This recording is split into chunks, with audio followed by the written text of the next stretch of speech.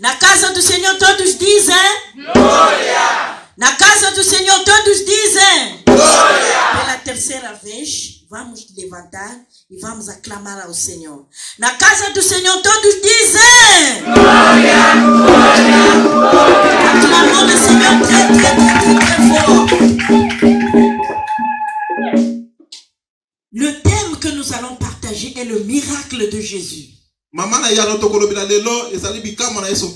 Plusieurs pensent que le miracle n'existe plus. Plusieurs pensent, surtout dans nos églises à caractère protestant,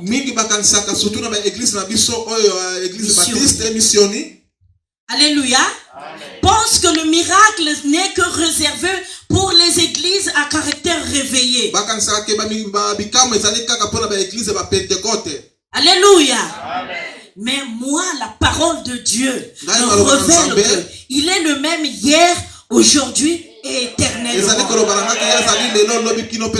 Ce qui se passe dans les églises à caractère réveillé, si nous avons la foi, cela nous allons les palper dans nos mains. Car Christ est là. Et il est le même hier, aujourd'hui et éternellement. Il continue à guérir. Dis aussi à ton frère qu'il est la solution à tes problèmes. Il est la solution à tes problèmes.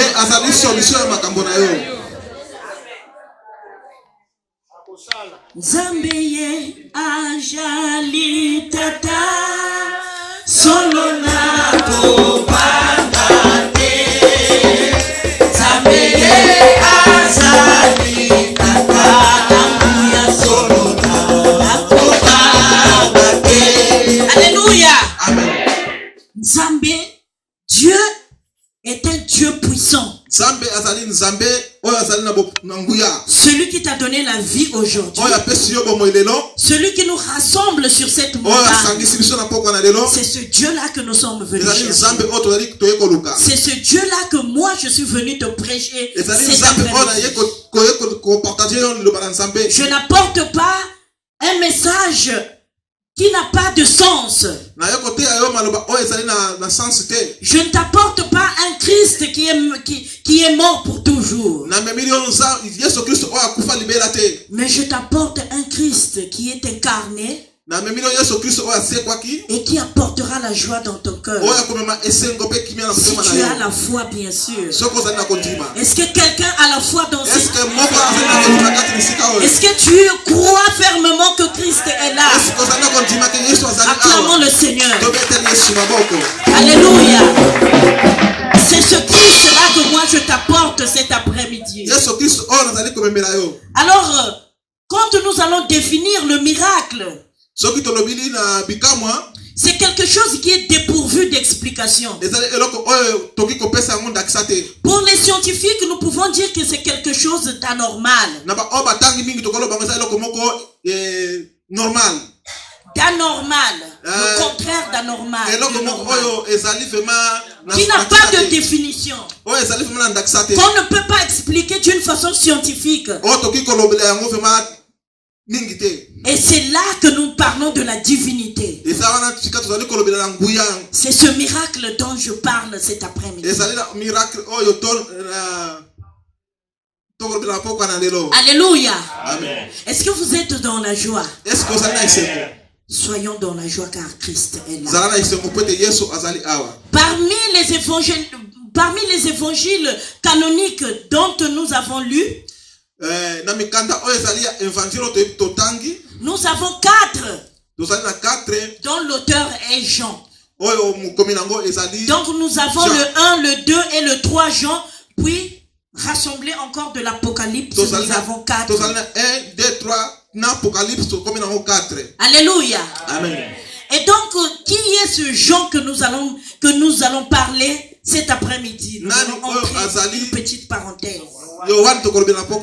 Alléluia. Amen. Il est originaire de Galilée, mais habitant de Capharnaüm. Comme si quelqu'un qui est né en Angola, mais qui réside en France. Il avait aussi son père et sa mère. Donc il est fils de Zébédée, selon la chronologie juive. Et quand nous allons regarder qu'est-ce qu'il faisait dans sa vie, nous allons voir que constater qu'il était pécheur. Et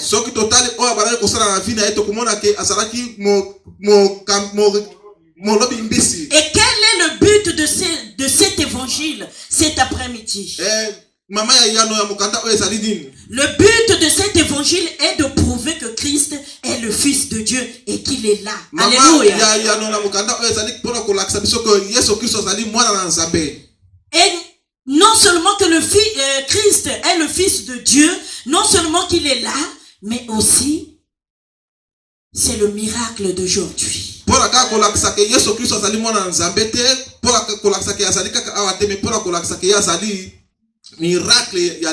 Alléluia. Crois et tu verras la grâce de Dieu. Crois et tu verras la gloire de l'Éternel. Et donc, nous avons 3 thèmes qui est rattaché à cet évangile. Il nous parle de Jésus-Christ comme Fils de Dieu. Il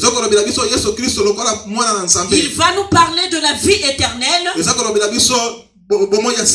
Et il va nous parler aussi de la foi. Nous n'allons pas oublier le plan stratégique de cet évangile.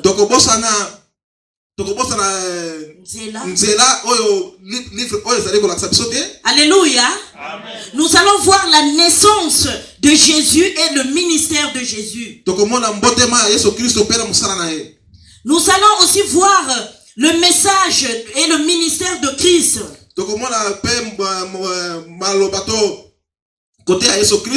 Non seulement, nous allons voir aussi la mort et la résurrection de notre Seigneur Jésus-Christ.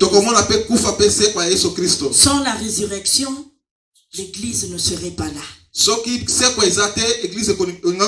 Et là, aujourd'hui, nous n'allons pas parler de la résurrection. Aujourd'hui, nous allons parler du Christ qui fait des miracles. Nous n'allons pas parler du pasteur qui fait des miracles, mais nous allons parler de Christ qui fait des miracles. C'est ce Christ-là que je vous apporte cet après-midi. Peut-être que vous avez déjà entendu ce message. Peut-être que vous avez entendu dans un séminaire quelconque. Mais la parole de Dieu, elle est vivante. Elle n'a jamais été expirée depuis le temps. Et elle n'expirera jamais jusqu'à l'éternité. C'est ça qui nous donne la force. C'est ça qui nous donne le goût. Et c'est ça qui nous donne la joie de la parole de Dieu. Alléluia. Amen. En revenant dans notre texte de cet après-midi,